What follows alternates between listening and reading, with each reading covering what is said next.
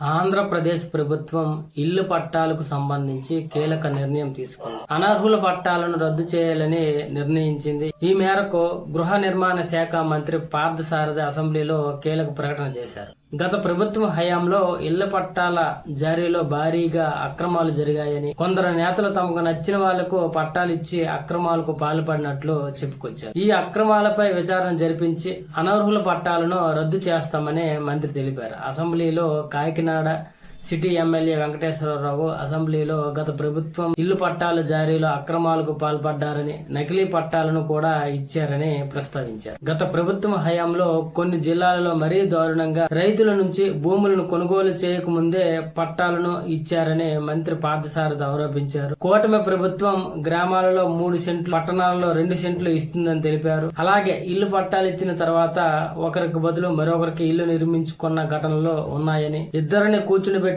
సమస్యను పరిష్కరిస్తామన్నారు. ఒకవేళ ఈ విషయంలో అధికారులు నిర్లక్ష్యం ఉంటే కనుక వారిపై చర్యలు తీసుకుంటున్నామని మంత్రి చెప్పడం జరిగింది. అలాగే ఏపీలో కేంద్ర ప్రభుత్వం పథకమైన PMAY కింద అర్బన్ లో ఇంటి నిర్మాణానికి 2.50 లక్షలు అందిస్తున్నారు. అలాగే రూరల్ ప్రాంతం అయితే 1.59 లక్షలు ఇస్తున్నామని చెప్పడం జరిగింది. పట్టణ ప్రాంతం, గ్రామీణ ప్రాంతంలో ఇల్లు నిర్మాణానికి తేడా ఉందని చెప్పి మంత్రి పార్థసారథి చెప్పడం జరిగింది.